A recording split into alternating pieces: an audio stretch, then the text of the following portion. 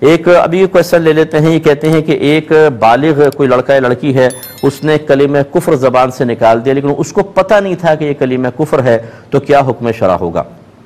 دیکھیں اچھی طرح یاد رکھیں, جو ما لا بدہ منہ مسائل ہیں. ما لا بدہ مانے ما مانے جو, لا بدہ جس کے بغیر چارہ نہ ہو, منہ اس سے, یعنی جن کی بغیر کوئی چارہ نہیں ہوتا, جو بہت ہی ضروری چیزیں ہوتی ہیں انہیں کہتے ہیں ما لا بدہ منہ. اب اگر وہ مسائل ہیں تو کہتے ہیں ما لا بدہ منہ مسائل. تو اب اس میں تمام عقائد کے ضروری عقائد بھی آ جاتے ہیں, احکام شرعیہ عملیہ جو بہت لازم ہے جن کا سیکھنا, جس کے بغیر عبادت یا معاملات کمپلیٹ نہ ہوں, آپ غلطی کر بیٹھیں, گناہ گار ہو جائیں, فاسق و فاجر قرار پائیں. اسی طرح گناہ صغیرہ کبیرہ, یہ سب ما لا بدہ منہ مسائل میں آتے ہیں. اصول یہ ہے کہ ما لا بدہ منہ مسائل میں جہالت عذر نہیں ہوتی. اگر آپ نے نہیں سیکھا تو کیوں نہیں سیکھا, میدان معاشر میں اس طرح کے گناہ گار کو کھڑا کر کے زیادہ بلکہ اس کو ڈانٹا جائے گا. ایک تو تم نے گناہ کیا, دوسرا علم بھی نہیں سیکھا.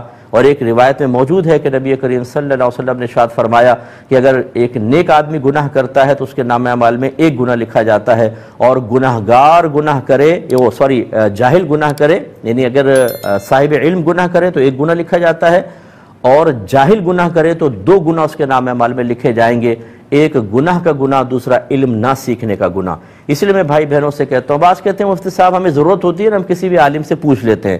بھئی پوچھ تو لیتے ہیں, یہ ان مسائل کے بارے میں پوچھتے ہیں جن کے بارے میں آپ کو پتہ چل گیا کہ آپ کے لیے ضروری ہیں. کیا آپ کو یہ پتہ ہے کہ کون سے مسائل آپ کے لیے ضروری ہیں؟ یہ بھی آپ کو بعض اوقات شعور نہیں ہوتا, اور ہم لوگ چیزیں سیکھتے نہیں ہیں. مسلمان گھر میں پیدا ہو گئے, نام رکھ دیا نور الدین چراغ دین, بس اس کے بعد نور ہے جی دین کا, تو چراغ ہے, اس کو علم سیکھنے کی ضرورت ہی نہیں ہے.